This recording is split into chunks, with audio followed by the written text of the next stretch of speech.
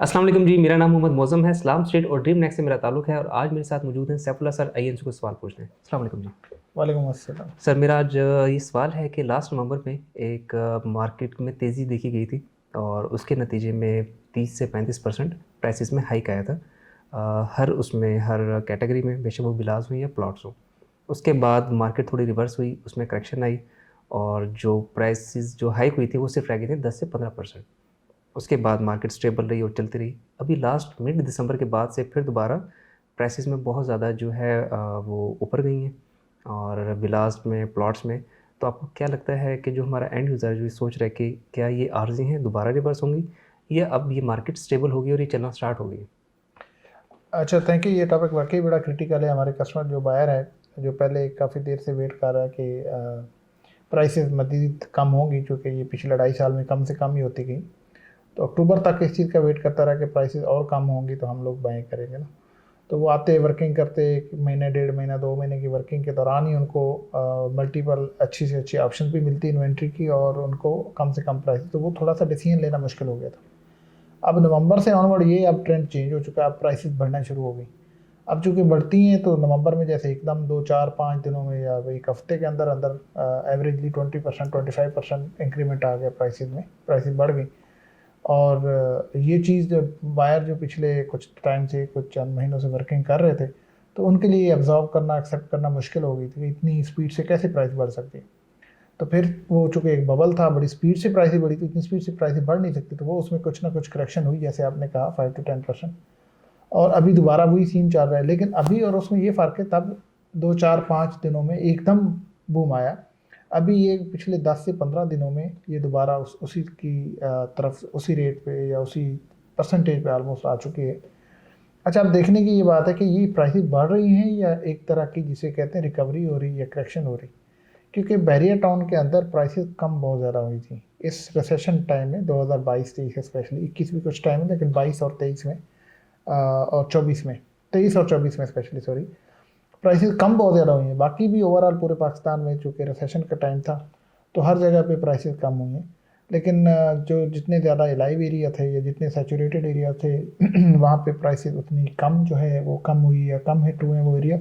और जितने open areas थे या जहाँ इन्वेंट्री ज़्यादा थी या डेवलपिंग फेज़ में थे, तो वहाँ पे ये जो है ज़्यादा हिट हुई।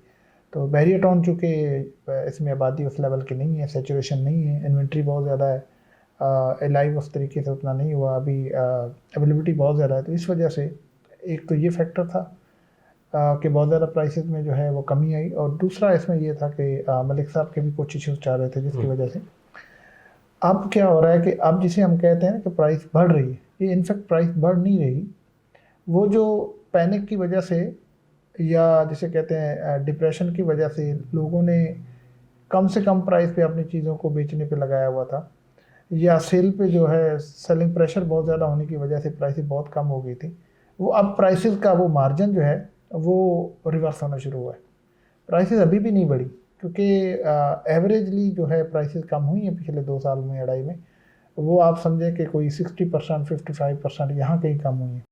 तो आज जो इंक्रीमेंट आया है, जो कम हुई प्राइसेस में, कहीं हम 30%, कहीं 40%, एवरेजली 25% कह रहे हैं, तो आप समझें कि अभी भी बहुत सारा मार्जिन पड़ा हुआ है इसकी प्राइस में, इसके जो एक्चुअल प्राइस पे जाने पे। हाँ ठीक है, ये बात भी बिल्कुल सही है कि वो जो बूम था वो बहुत ही जी। ज़्यादा बूम था। उस बूम पे जाने के लिए फिर वो मार्केट की स्टेबिलिटी उस तरीके की चाहिए, या उससे फर्दर इंक्रीमेंट के लिए ज़ाहिर है ये 2 साल का जो 3 साल का टेन्योर गुजरा है, इसका अपना भी इन्फ्लेशन का इम्पैक्ट पड़ेगा, तो प्राइस तो उससे भी ज़्यादा हो जाएगी। लेकिन वो बूम भी बहुत हाई थी, बहुत हाई प्राइसेस पे गए थे।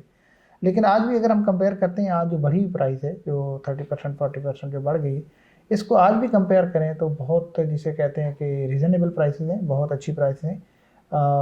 हम इसको उस रिसेशन वाली प्राइस से कंपेयर ना करें, इसको बाकी एरिया से कंपेयर करें, कराची के एरिया से कंपेयर करें, हैदराबाद के एरिया से कंपेयर करें और पूरे पाकिस्तान में जहाँ भी कंपेयर करें, तो इतनी सस्ती प्रॉपर्टी अभी भी कहीं नहीं मिलती। बिल्कुल ऐसे ही। ठीक है ना? तो इसलिए आप यूँ कह सकते हैं कि उन लोगों के लिए जिन्होंने ये अपॉर्चुनिटी मिस की, सिर्फ 2 महीनों के अंदर या 1.5 महीने के टाइम के अंदर अंदर ये एक जिसे कहते हैं कि ये चेंज आ गई, उनके लिए है कि ये प्राइसेस बढ़ गई।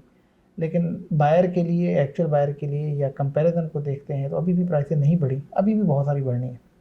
फिर अगेन ये बढ़ नहीं रही, इनफैक्ट ये रिकवरी हो रही है। आप ये देखें कि प्राइसेस कम क्यों हुई थी? वो लोग जो किसी मजबूरी की वजह से या पैनिक होने की वजह से या किसी दूसरी अल्टरनेट ऑप्शन पे जाने की वजह से उन्होंने अपनी इन्वेंट्री को कम से कम सेल करने के लिए उन्होंने मार्केट में फेंक दिया था। आज उनको भी एक, जिसे कहते हैं कि एक होप नज़र आ रही है, अब उनको भी एक पॉजिटिविटी नज़र आ रही है। या वो जो चंद एक लोग ऐसे थे जो पैनिक थे या जिनको कोई ज़रूरत थी या जो भी है, उनकी इन्वेंट्री सेल होगी, तो बाकी वो लोग रह गए जिन्होंने अपना जो लेवल सेट किया हुआ था कि हमने इस लेवल पे सेल करनी है, उससे ऊपर सेल करनी, वो रह गए। तो अभी अगर हम 30-40% के वो बात करें, अगर हम कहते हैं कि ये प्राइस अगर बढ़ गई, इसको नाम दे देते हैं, या इंक्रीज़ हो गई, तो जब ये लेवल के लोग जिसे कहते हैं इनकी इन्वेंट्री सेल होगी, तो फिर उससे अगली लेयर हो जाएगी। तो बहरहाल कुछ लोगों ने अपने अपने जो है, सेलर ने अपने लेवल सेट किए होते हैं, अपने टारगेट सेट किए होते हैं।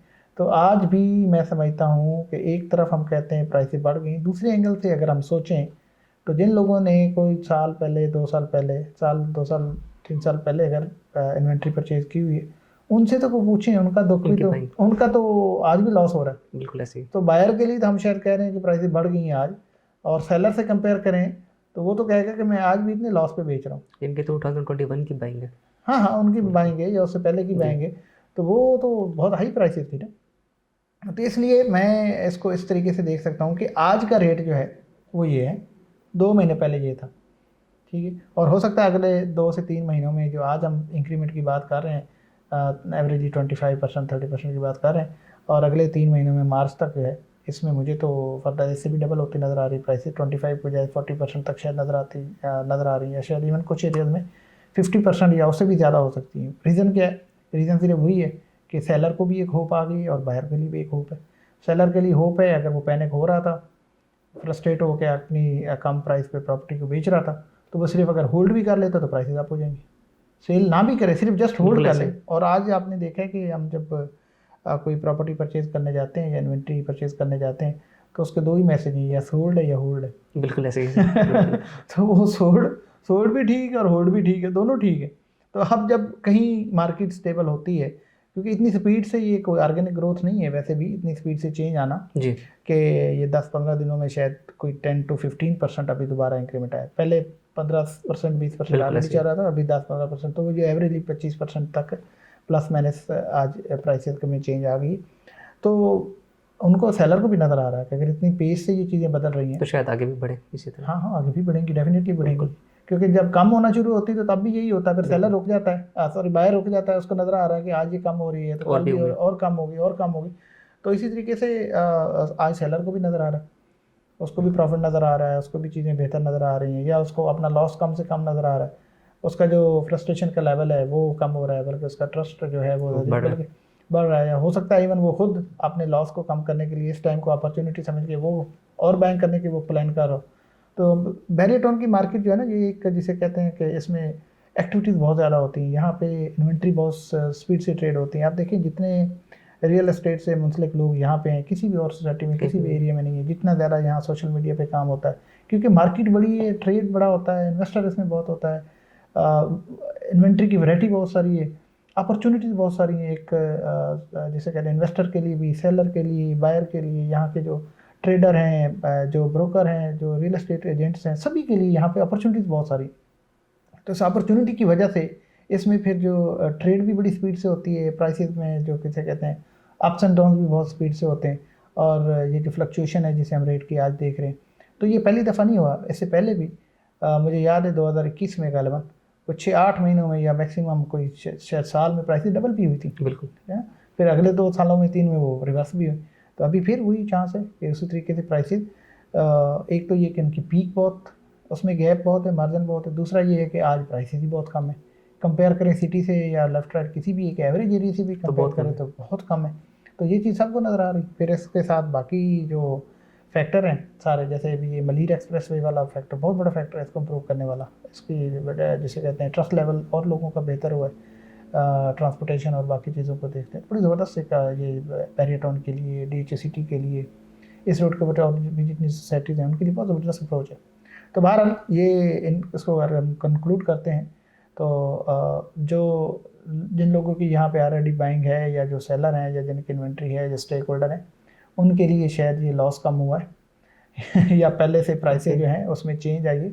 बायर के लिए जो वर्किंग कर रहा था उनके लिए प्राइसेस बढ़ी हैं, उनके लिए और बढ़ी। जिसने अभी वर्किंग करनी है या उसने फ्यूचर में कुछ बाइंग करना तो उसके लिए अभी प्राइस नहीं बढ़ी। वो तो जिस दिन आएगा उसकी उस दिन की मार्केट होगी। बिल्कुल ऐसे ही सिर्फ उसके लिए बढ़ी है जो 2-3 महीने 4 महीने 6 Working महीने कर रहा है। वर्किंग कर रहा था, बट इस इंतजार में था कि ये और कम होगी, तो वो उल्टा काम हो गया, और कम होने की बिल्कुल वजह ऐसे। से प्राइस चेंज होगी, बढ़ गई। तो उसके लिए शोर है कि यार ये क्या हो गया, ये प्राइस बढ़ गई, और वो वही कहता है कि यार ये तो प्रैक्टिकल ही नहीं है, ये ऑर्गेनिक ग्रोथ है ही नहीं है। बिल्कुल और मैं भी समझता हूँ कि ऑर्गेनिक ग्रोथ नहीं इतनी स्पीड से बढ़ेगी, तो फिर ज़ाहिर है इसमें डील को मैच्योर करना भी तो बड़ा, मतलब आप लोग जो रियल एस्टेट वाले हैं उन आपके लिए भी बहुत बड़ा जिसे कहते हैं रिस्क है कि आप बायर से जो है टोकन पकड़ लेते हैं, सेलर को देते हैं, और उसको सेलर लगता है तक कि जाने हाँ, के लिए बिल्कुल उसमें चेंज आ जाती है, फिर ट्रांसफ़र का टाइम होता है 2 हफ्ते 3 हफ्ते, तो उसमें मज़ीद अगर स्पीड से चेंज आती है तो दोनों एंड पे उस चीज़ को मैनेज करना एक जो बहुत बड़ा रिस्क हो जाता है। बिल्कुल तो ऐसे ही ये सबके लिए जिसे कहते हैं इतनी स्पीड से अपवर्ड या डाउनवर्ड ट्रेंड जो है वो किसी के लिए भी अच्छा भी नहीं है।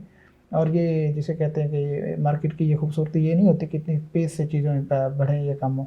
और आज अगर मैं एक बड़ी जिसे कहता हूँ रियलिस्टिक सी बात करूँ तो ये पिछले 2-2.5 सालों में जो यहाँ के लोगों ने बहुत ज़्यादा क्राइसिस फेस किया, उसकी एक रीज़न ये भी थी कि यहाँ प्राइसेस बढ़ी भी तो इसी पेस से थी। वो एक नॉर्मल ग्रोथ से बढ़ती तो इतना ज़्यादा क्राइसिस भी ना होता बिल्कुल ऐसे जैसे ही बाकी एरियाज़ में। तो यहाँ फिर ये प्रॉब्लम है, जैसे मैंने कहा कि वो डेवलपिंग फेज होने की वजह से, कमर्शियल एक्टिविटीज़ ज़्यादा होने की वजह से, तो अगेन ये ऑर्गेनिक ग्रोथ है नहीं। लेकिन इसमें फर्दर जो है आप ये अगर अज्यूम करते हैं कि ये प्राइसेस रिवर्स होंगी या बहुत कम हो जाएगी, तो मुझे इसलिए नहीं लगता, क्योंकि आप सेलर भी होपफुल हो गए हम्म, और सेलर होल्ड वाली पोजीशन पे भी आ गए और उनको भी अपॉर्चुनिटी नज़र आ रही। जब होप आ जाती है तो फिर बहुत सारे जो चीज़ें हैं डिसीजन चेंज हो जाते हैं। तो बेसिकली इस वक्त सेलर का डिसीजन चेंज हो रहा है और बायर तो अपॉर्चुनिटी को देख के डेफिनेटली वो भी आ रहा होगा। लेकिन बहरहाल ये एक स्टेबिलिटी आ रही है मार्केट में, और जो ग्रोथ का लेवल है इसको डेफिनेटली कम होना पड़ेगा या कहीं स्टेबल होना पड़ेगा, फिर जाके ट्रांजैक्शन होती हैं, फिर बायर भी उसको एडजस्ट कर पाएगा, ऑब्जर्व कर पाएगा, और सेलर भी और सेलर भी कर पाएगा। जब सेलर को भी नज़र आएगा कि पिछले 10 दिन 15 दिन 20 दिनों में 1 महीने में ऑलमोस्ट वही रेट है, तो फिर या जो वो पहले डेली मुझे 2 कॉल्स या 3 कॉल्स आ रही थी अब हफ्ता में 2 कॉल्स आएंगे, जल्दी तो डिसीजन करेगा सेल उसको भी डिसीजन लेना पड़ेगा, वो उसको भी सोच में आएगी कि अभी शायद ये रेट है। तो बहरहाल ये इसको करेक्शन भी बोलते हैं, तो वो फिर थोड़ी सी करेक्शन बिल्कुल। भी आएगी। और लेकिन अगेन मार्जिन बहुत है अभी भी प्राइस बढ़ने का। जी बायर्स के लिए आप कह रहे हैं हाँ, बाहर के लिए कह रहा हूँ, तो सेलर के लिए भी कह रहा हूँ, जो होल्ड कर सकता है यस, तो प्रॉपर्टी में है ही है जिसके पास होल्डिंग कैपेसिटी है जी वो प्रॉफिट कमाएगा। देखें अगर किसी ने इस 2 सालों में 2.5 सालों में प्रॉपर्टी को होल्ड करके रखा है तो आज उसकी मार्केट है। जो होल्ड नहीं कर सका था वो किसी भी टाइम पे उसने अगर प्रॉपर्टी सेल की तो उसकी होल्डिंग कैपेसिटी ना होने की वजह से उसने वो प्रॉफिट या वो जिसे कहते हैं लॉस को कम करने वाली अपॉर्चुनिटी जी को लूज़ किया। तो आज जो हम लोग हैं आज भी जो सेल करेंगे मेरे ख्याल से, तो वो जिसे कहते हैं कि उन्होंने लॉस को कम किया, प्रॉफिट तो शायद अभी भी उनको नहीं हुआ होगा तो प्रॉफिट करने के लिए या इसको फर्दर जिसे कहते हैं लॉस को कम करने के लिए तो उनको मज़ीद होल्ड करना पड़ेगा। और डेफिनेटली मिक्सचर होता है क्लाइंट्स का, सेलर का भी और बायर का भी, कोई जल्दी पैनिक होता है कोई नहीं होता, बिल्कुल ऐसे किसी की कितनी होल्डिंग कैपेसिटी होती है, किसी का क्या डिसीजन होता है, तो ये तो मिक्सचर होता ही होता है। लेकिन बहरहाल अगेन अगले 3 महीनों में मुझे प्राइसेस कम नहीं होती नज़र आ रही, हाँ करेक्शन हो सकती है और एज ए होल मज़ीद प्राइसेस बढ़ेंगी। Thank you so much. शुक्रिया।